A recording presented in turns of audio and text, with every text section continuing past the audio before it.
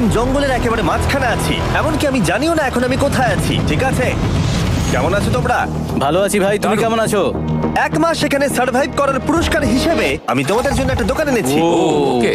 আমরা তোমাদের blog footage দেখে তোমাদের যা প্রয়োজন সেগুলোই এনেছি, যেমন ফায়ারউড, একটা শোভেল, রান্না করার জিনিসপত্র, বেডিং, এমনকি বই আর বোর্ড গেমসও। এগুলোর খুব বেশি দাম নয়, কিন্তু আমি নেব $10,000 করে। ও ভাই, এটা তোমাদের স্টোর, তোমরা শপিং করতে পারো। ঠিক আমাদের আছে। কাছে $2,40,000 রয়েছে, কিছু দেখা যাক। এগুলো কি?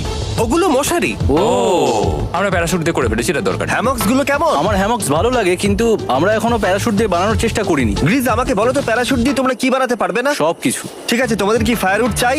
কতটা এটা তো- কাট দেবে তুমি? ওই ওখানে যতটা রাখা আছে। যদি আনলিমিটেড ফায়ারউড দাও তাহলে আমরা কিনবো। আমি ওদেরকে প্রয়োজনীয় সব জিনিসই অফার করেছিলাম, কিন্তু তাও ওরা কোনো জিনিসই নেয়নি। এবার আমার মনে হচ্ছিল ওরা হয়তো নেভির কেউ বা সার্ভাইভাল এক্সপার্ট। তোমরা এখান থেকে যা খুশি কিনতে পারো। তোমরা 10,000 করে প্রতিদিন পাচ্ছ, তাহলে 10,000 দিয়ে কিনবে? না, আমরা কিনবো না। ঠিক আছে। 1000 বছর ধরে আমি এটা ভেবেই যাব যে কেন ওরা এগুলো নিল না। পরের বার আমি তোমাদের টাকা নিশ্চয়ই খরচ করাবো। ঠিক আছে, আমরা অপেক্ষা ঠিক আছে করবো। ভাই, চলো দেখা হচ্ছে।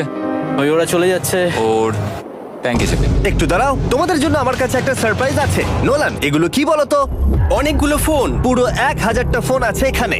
কারণ পরের 7 দিনে আমি আমার 1000 জন র্যান্ডম সাবস্ক্রাইবারকে একটা করে ফ্রি স্যামসাং গ্যালাক্সি S24 দেবো। আমি $1 মিলিয়নেরও বেশি এই ফোনগুলোর পিছনে খরচা করেছি, আর এগুলো আমি তোমাদেরকে দিয়ে দেবো। এগুলো পাওয়ার জন্য তোমাদেরকে শুধুমাত্র সাবস্ক্রাইব করতে হবে, এগুলো একদম ফ্রি। তোমরা আমার চ্যানেলের জন্য যা যা করো সেগুলো আমার কাছে ভীষণই দামি। সাবস্ক্রাইব, ফোনগুলো জিতে নাও। চলো যাওয়া যাক। ওরা আমার অফার করা কোনো জিনিস না নিয়েই সার্ভাইভ করে যাচ্ছিল, কিন্তু ওরা কয়েকদিন ধরে একটাও মাছ ধরতে পারেনি। যদিও টাকা ওদের কাছে আসছিল, কিন্তু খাবার ওদের কাছে ছিল না, তাই ওদেরকে মাছ ধরতে হতোই। ঠিক আছে, আমি আমার বেল্টের লাস্ট ঘাটে চলে এসেছি। আমার মনে হয় আমাদের কাছে আর 2 দিনের মতো খাবার বাকি আছে। এটা খুব একটা ভালো খবর নয়। একটা বোট ছাড়া এই নদীতে মাছ ধরা অসম্ভব। আমাদের ওই বড় নদীতে যেতে হবে, আর ওখানে পৌঁছতে পারলে আমরা মাছ ধরতে পারবো। তাহলেই আমাদের প্রবলেম সলভ হয়ে যাবে। আর ওদের খাবার সময়ের সাথে সাথে দ্রুত ফুরিয়ে আসছিল, তাই ওদের যদি খাবার পেতে হয় তাহলে ওদের জলাশয় পেরিয়ে সামনে যে নদী আছে সেই নদীতে গিয়ে মাছ ধরতে হবে।